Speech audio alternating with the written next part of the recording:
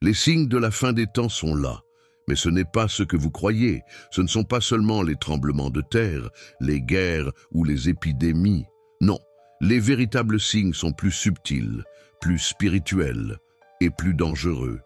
Car ce sont ceux que personne ne remarque, mais qui nous éloignent de Dieu doucement, insidieusement. Et aujourd'hui, nous allons les exposer un par un.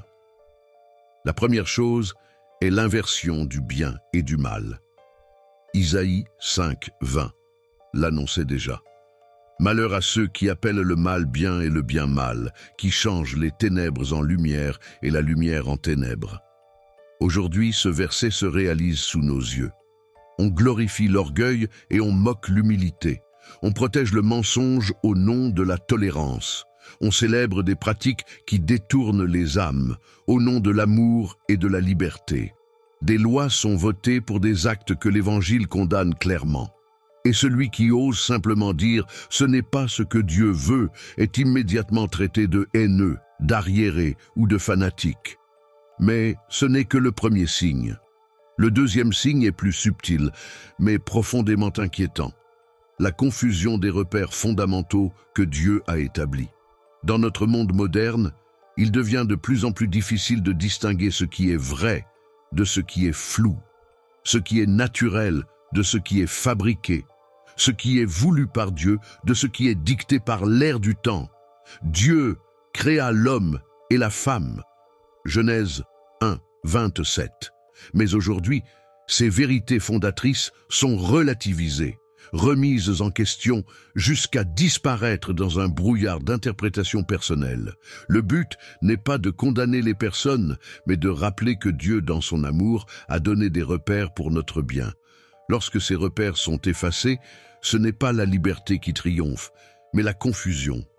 Et c'est dans cette confusion que l'ennemi agit le plus efficacement. Car une âme sans repères est une âme vulnérable. Et cette confusion touche aussi l'identité spirituelle. Des gens disent « Je suis un être de lumière, je suis divin, je suis ma propre vérité ». C'est exactement ce que le serpent disait à Ève « Vous serez comme des dieux ». Le troisième signe est la montée silencieuse du spiritisme déguisé. Ce troisième signe est le plus discret et le plus trompeur, le retour en force de l'occultisme, sous des formes modernes et séduisantes. Reiki, tarot, astrologie, soins énergétiques, méditation guidée, invocation des anges, channeling. Tout cela se présente sous le masque de la paix intérieure, de la guérison, de l'amour. Mais c'est une illusion. On ne joue pas avec les esprits, même si on les appelle anges de lumière. Ces pratiques séduisent même les croyants, parce qu'elles utilisent des mots spirituels, parce qu'elles semblent apporter du bien-être. Mais elles éloignent de la croix, elles détournent du Christ véritable. Satan lui-même se déguise en ange de lumière. 2 Corinthiens 11, 14. Quatrième signe, l'endormissement massif des consciences. Aujourd'hui, tout est fait pour nous distraire, pour nous garder occupés à regarder ailleurs. Séries, réseaux sociaux, contenus sans fin. On ne réfléchit plus, on ne prie plus, on ne médite plus la parole de Dieu. On scrolle. C'est une génération narcotisée par le divertissement. Jésus disait « Veillez et priez, car vous ne savez ni le jour ni l'heure. Mais qui veille encore? Qui prie encore dans le silence ?» Même dans l'Église, il est devenu difficile d'obtenir un vrai moment de silence.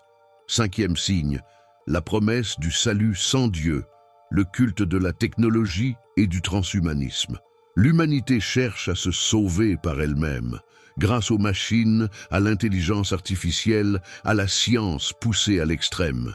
Il ne s'agit pas d'accuser la technologie, mais du culte qu'on lui voue. Des scientifiques parlent aujourd'hui d'immortalité numérique, de conscience collective téléchargée, de fusion avec la machine. C'est la vieille tentation de Babel, version 2.0.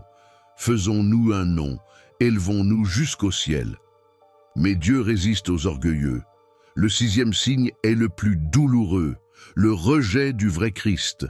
On parle d'un Jésus thérapeute, maître ascensionné, enseignant universel, mais on rejette le vrai Jésus, celui qui est le Fils de Dieu, celui qui appelle à la croix, à la repentance, à la conversion. Même dans certaines églises, on ne parle plus de péché, on n'annonce plus le jugement, on évite tout ce qui pourrait choquer. Mais Jésus a dit « Celui qui me reniera devant les hommes, je le renierai devant mon Père ». Matthieu 10, 33. Enfin, le dernier signe que peu remarquent, la persécution douce de l'Église. Il ne s'agit pas toujours de violence ouverte. Il s'agit de disqualification morale. On ridiculise la foi.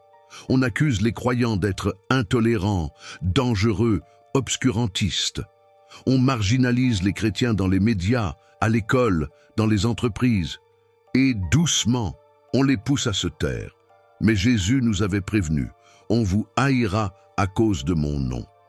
Luc 21, 17.